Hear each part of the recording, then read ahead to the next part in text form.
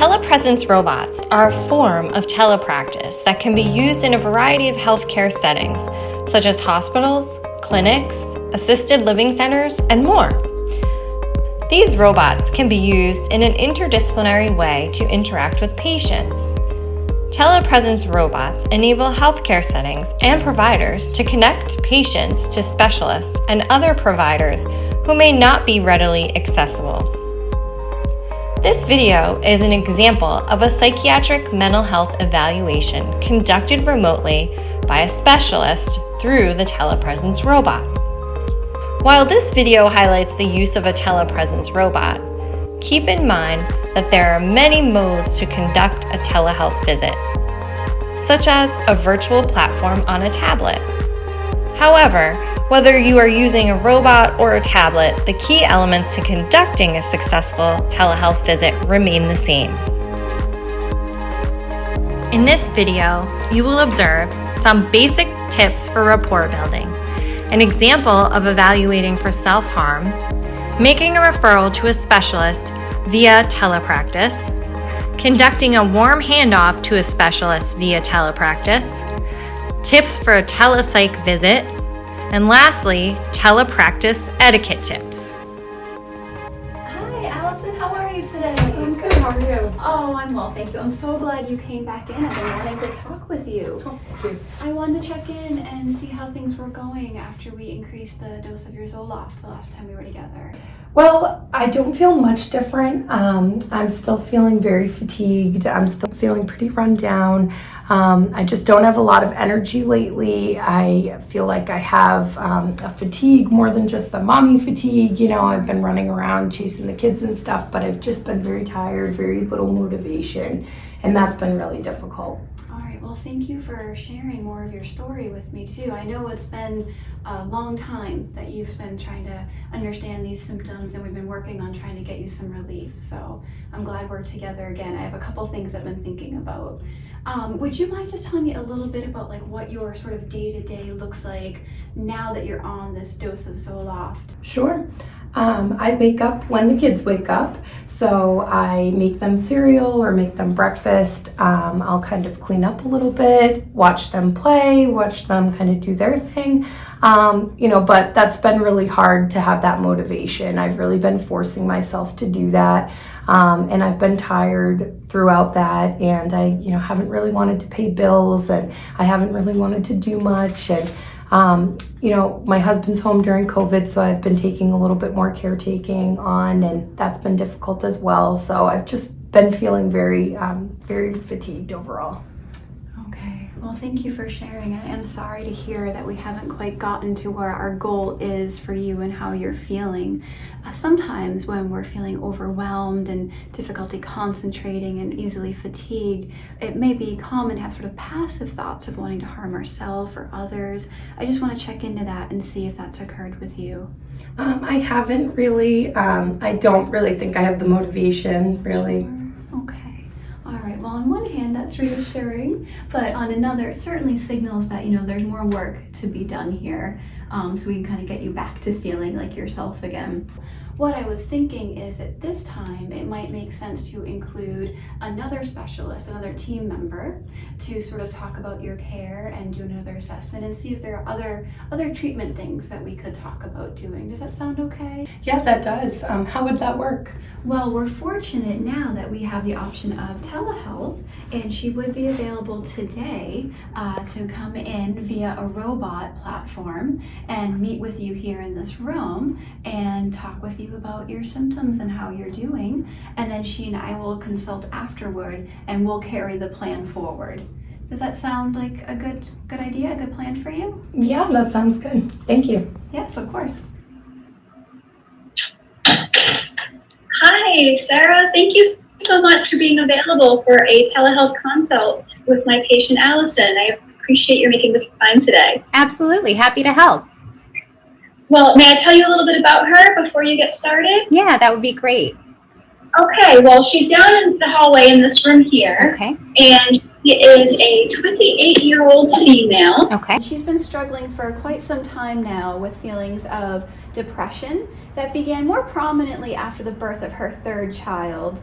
But at this point, we've been through 3 SSRI medications with her, and she still is not feeling relief of her symptoms, still has concern for feeling easily fatigued and difficulty concentrating, and she's just feeling like she doesn't have the energy to sort of get through her day and enjoy her children and her husband. So I had said, we've done the 3 medication family practice trial. We're not quite getting where we need to be. So I thought it would be great if you could meet with her and have a conversation, and maybe we could follow through on a treatment plan if there was something you thought might help. Yeah, absolutely. And what medication is she currently taking? She's on 75 milligrams of Zoloft for about 3 months, and she's just not finding that she's having significant relief of her symptoms. Okay. And she's been on the 75 milligram dose for about 3 months, you said? Yes. Okay. Any suicidal ideation or? No, she is currently denying any thoughts of suicide, homicide, or any self-harm gestures. She sadly does sort of say she just frankly doesn't have the energy.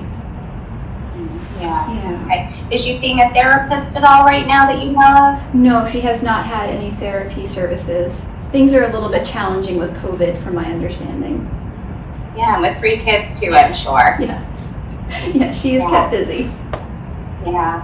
Okay. Anything else that might be helpful for me to know before I see her? Any other relevant medical history or medication she's taking? She's not taking any other medications, and her blood work has come back within normal limits in regard to things like metabolic or endocrine system. Okay, excellent, great. So I will spend some time talking with Allison, and we will come up with a plan, and I will report back after we talk, okay? Perfect. Thank you so much for being available. Hi, Allison. So I have Sarah, a psychiatric mental health nurse practitioner, here for the consult. Is it okay if she comes in? Yes. Wonderful. Thank you. Hi. Hi there, how are you? I'm good, thank you. So, Good. Allison, this is Sarah, and she's here to talk with you a little bit more about your symptoms today and to come up with a treatment plan. And then we'll carry that forward, and we can check in with Sarah periodically as things go. Does that sound all right? Yes, thank you. Excellent. And Sarah, do you have any questions for me about Allison? I do not. Thank you so much, Dr. Frost, and I will touch base with you after the appointment and let you know what we come up with. Wonderful. Thank you for today's consult. Hi there. Do you prefer to be called Allison, or do you have another preferred name? Allison's fine. Thank you. Great. Yeah, absolutely. So, Allison, it's really nice to meet you. As I mentioned, I'm Sarah. I'm a psychiatric mental health nurse practitioner. So basically, I just want to spend some time with you, asking you some questions and getting a better sense of your background so we can come up with a plan to, better treat your depression and help you get feeling better soon, okay? Okay, sounds good. So I know that Dr. Frost said you're on 75 milligrams of Zoloft and you took some other medications in the past. Do you remember what you had taken before? Yeah, I took Wellbutrin in the past. That gave me some anxiety. I didn't do great on that one. I've been on Prozac in the past as well. I took that in my college years. And then during my pregnancy with my daughter, my doctor switched me to Zoloft. And that was the first time I had been on that. And then that's what I'm on now. I've probably had the most success with Lexapro. And I was on that when I was a teenager, but my insurance lapsed at the time and I ended up being put on something else. And the Prozac, did that seem to work well for you? It didn't really do that much for me. I had some success with it, but really not much of an impact. Okay, so it sounds like your OB switched you to the Zoloft during pregnancy and you've been on the current dose for several months, correct? Yes. Okay, but it doesn't seem to be targeting the depression symptoms very well.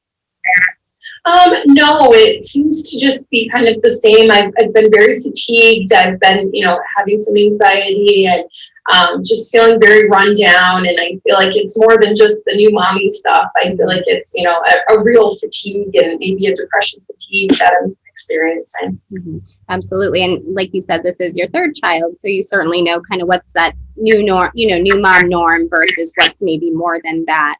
How long have you been struggling with depression for, Allison? Since I was a teenager, my mother had passed away and I had been diagnosed with depression in my teenage years. So I've been managing it for quite a long time now.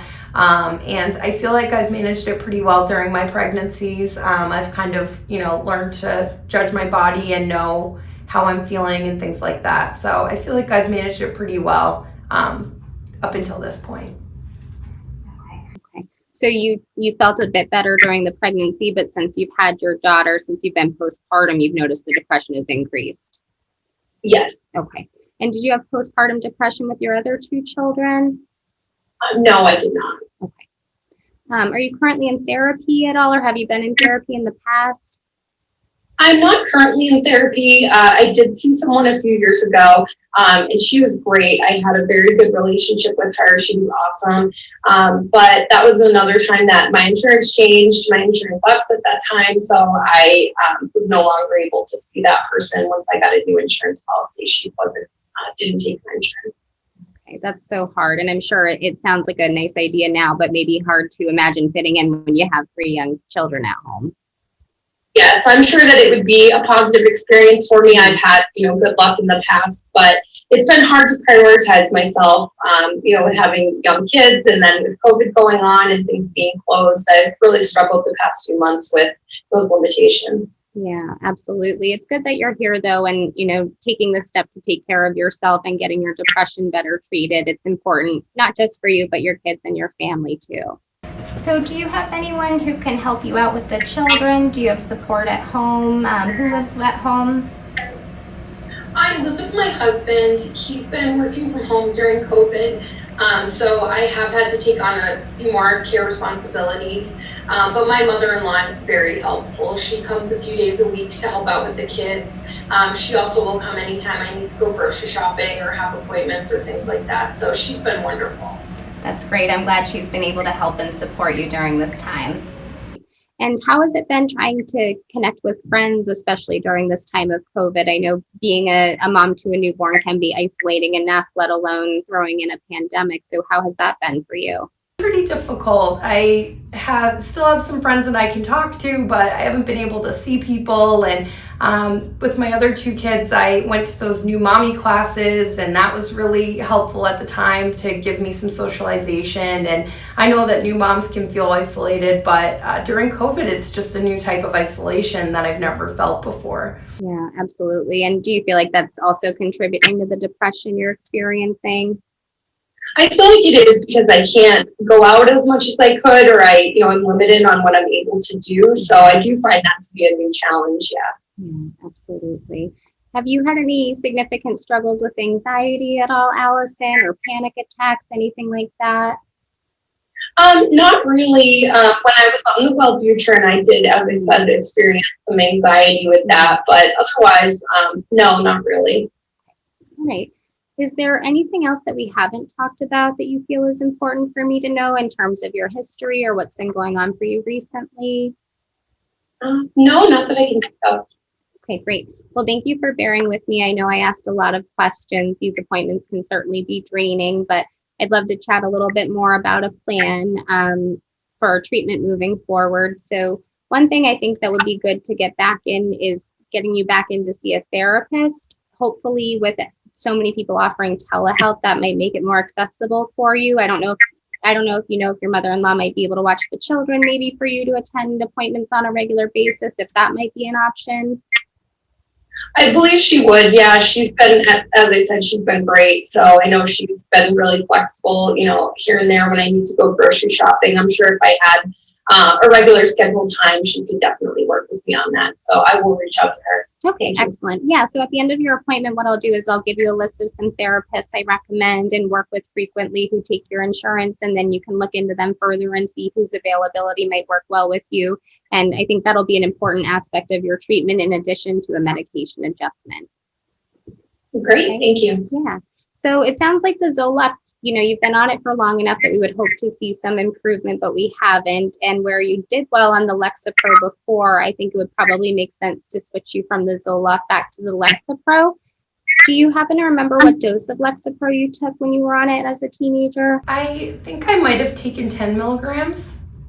but I'm not entirely sure. It was a while ago. That you're probably right. It's typically dosed at either 10 or 20 milligrams. So I think what we'll do is decrease your Zoloft dose gradually and then get you back started on a low dose of the Lexapro and titrate you up to a dose of 10 milligrams to start and give that some time to kick in. And I think in combination with getting you back into therapy, that should be helpful. And I will consult with Dr. Frost to let her know what we came up with. And you can certainly follow up with her. And if things aren't going the way we expect with the plan, I'm more than happy to meet with you again and consult about further changes or ideas. Okay? Okay, thank you. Yeah. Do you have any questions for me at all, Allison? No, I don't. Okay. Well, it was really nice to meet you. Thank you for taking the time to talk with me. And I feel optimistic that the changes we're making will be helpful for you. Great, thanks a lot. You're welcome. Take care. Telepractice has its own rules of etiquette. Using the right techniques to deliver care by telepractice will help the individual feel at ease and more comfortable during the visit. Try these strategies for delivering telepractice visits. Be as professional, person-centered, and clinically useful as you are in an in-person visit. Interact with the patient as you normally would in a face-to-face interaction. Maintain a person-centered focus and communication technique. Focus on the patient, establish rapport, active listening, and empathy. Position the camera and microphone appropriately. Make eye contact by looking at the camera. If you do gravitate towards looking at the screen, you can explain this to the patient at the beginning of the visit so that you're setting expectations. Use the live feedback video to evaluate your appearance and environment. Dress professionally. Wear dark colors and not too much makeup because cameras can wash you out. Make sure there's nothing distracting behind you and that you do not blend into the background. Make sure there are no distracting background noises like emails or phones. And be careful that others cannot hear your conversation so that your patient's personal health information remains protected. Regardless of the mode or method of delivery, this video gives some pointers on the best ways to assess and prepare your patient for a telepractice visit, as well as making your telepractice referral, warm handoff, and etiquette tips for during your telepractice visit. Telepractice is a great way to interact with patients if an in-person visit is not available.